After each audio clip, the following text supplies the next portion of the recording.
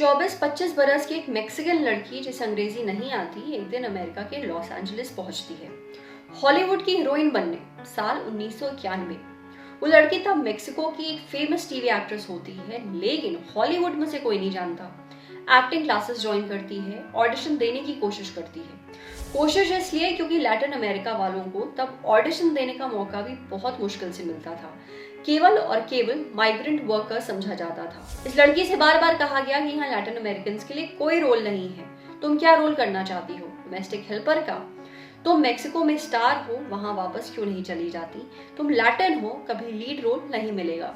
इन बातों का लड़की पर उल्टा असर हुआ। वो मेक्सिको वापस नहीं गई, हॉलीवुड में जमी रही। आज वो लड़की हॉलीवुड के बड़े एक्टर्स में गिनी जाती है और नाम है सलमा हायक। अब 53 बरस की हो चुकी है। लेकिन सलमा की बात क्यों हो रही है? क्योंकि उन्होंने अमेरिकी फिल्म इंडस्ट्री की बड़ी सच्चाई सामने रखी है। बताया कि कैसे एक लड़की के कैरेक्टर को फिल्म में बेवकूफ दिखाने की कोशिश होती रही है।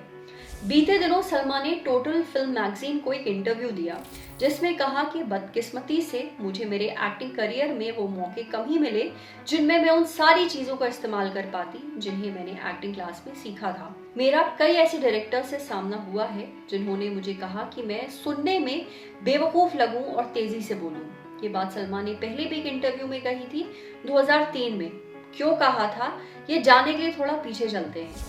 मेक्सिको में सलमा एक बिग स्टार थी, लेकिन टीवी की। वहां फिल्म इंडस्ट्री नहीं थी और सलमा फिल्में करना चाहती थी।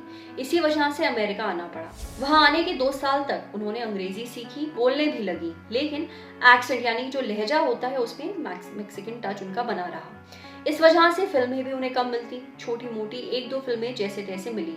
इसके बाद 1995 में एक बड़ा रोल मिला उन्हें, फिल्म डेस्पराडो में लीड रोल। इसमें सलमा ने अपने को एक्टर एंटोनियो बांद्रेस के साथ सेक्स सीन भी किया था, जिसकी काफी चर्चा हुई। उसके बाद सलमा की इमेज एक सेक्सी और बॉम्बशेल की हो गई। 1997 में उनकी एक और film I, fools in rush. इसमें सलमा ने प्रेग्नेंट लड़की का रोल किया। इस फिल्म के बाद भी लोग उन्हें सेक्सी औरत ही कहते रहे। वो कैसी एक्टिंग कर रही हैं, इस पर किसी का फोकस नहीं था, केवल उनके शरीर की बनावट लोगों की नजर में रही। सलमा का शारीरिक बनावट व्हाइट अमेरिकन की तरह नहीं था, इसलिए उनका शरीर तमाम कलर्ड महिलाओं की तरह चर्चा में रहा, जिन्हें अंग्रेजी में एक्सोटिक कहते हैं, यानी कोई विदेशी चीज जो बड़ी खास हो। सलमा अपनी सेक्सी महिला की इमेज को बदलना चाहती थी कि लोग उनके काम के लिए उन्हें याद करें। फिर 2002 में उनकी फ्रीडा फिल्म आई। मेक्सिकन आर्टिस्ट फ्रीडा कालो की बायोपिक थी ये। अब सलमा लीड रोल में थी। फिल्म को ऑस्कर अवार्ड में 6 नॉमिनेशन मिले। सलमा को बेस्ट एक्ट्रेस के लिए नॉमिनेट किया गया। फिल्म सफल रही। इसके बाद उनकी सेक्सी औरत वाली इमेज बदली तो नहीं, लेकिन हाँ, एक शानदार एक्ट्रेस होने का सर्टिफिकेट मिल गया। फिर सलमा ने टॉक शो होस्ट ओपरा विनफ्री को एक इंटरव्यू दिया।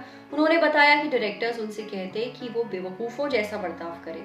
सलमा ने कहा था कि मेरी इमेज सेक्सी और आकर्षित करने वाली औरत की हो गई थी। मुझे इसी तरह के रोल मिल रहे थे। लोग मुझसे कह रहे थे कि ऐसे ही काम होगा, इसलिए मुझे भी इसका हिस्सा बनना पड़ा। एक डायरेक्टर ने तो मुझसे कहा कि मैं तुम्हें बेवकूफों की तरह बातें करते हुए और तेजी से बोलते हुए सुनना चाहता हूँ। उसे लगा कि किसी लड़की को बेवकूफ होना मजेदार होता है। फिर मैंने ठान लिया कि अब सब कुछ बदलना है। इसके बाद जब कोई भी डायरेक्टर मुझे स्क्रिप्ट देता और राय मांगता, मैं कहती कि काफी ज्यादा दिक्कत है स्क्रिप्ट में। वो कंफ्यूज हो जाते क्योंकि वो लोग मुझसे ऐसी अपेक्षा नहीं रखते थे। बेवकूफों की तरह बर्ताव करने के लिए उस एक्ट्रेस को बोला गया जो नस्ल भेद का सामना करने के बाद भी हॉलीवुड से भागी नहीं, जो फिल्म में औरत के किरदार को मजबूत दिखाने के लिए डायरेक्टर्स तक से बहस करने में नहीं डरती थी, स्क्रिप्ट तक में बदलाव कर लेती। साल 2017 में सलमा ने एक इंटरव्यू में कहा, औरतों के लिए मजबूत रोल बहुत कम लिखे जाते हैं। महिला दर्शक के देखने के लिए बहुत कम कंटेंट क्रिएट होता है। मैं चाहती हूँ कि मैं ऐसे रोल करूँ जिसमें औरत के किरदार को मजबूती के साथ पेश किया जाए। मैंने कई फिल्मों में डायरेक्टर से कहकर अपने किरदार को मजबूत करने की कोशिश की है। सैवेजेस फिल्म में मैंने नेगेटिव रोल किया था। उसकी स्क्रिप्ट मैंने काफी हद तक रिक्रिएट की थी। मीटू में भी खुलकर बोली थी सलमा हायक। सलमा ने मीटू मूवमेंट को भी सपोर्ट दिया था। हॉलीवुड के बड़े प्रोड्यूसर हार्वी वाइनस्टाइन के ऊपर बहुत सी एक्ट्रेसेस ने यौन शोषण के आरोप लगाए हैं, इनमें सलमा भी शामिल है।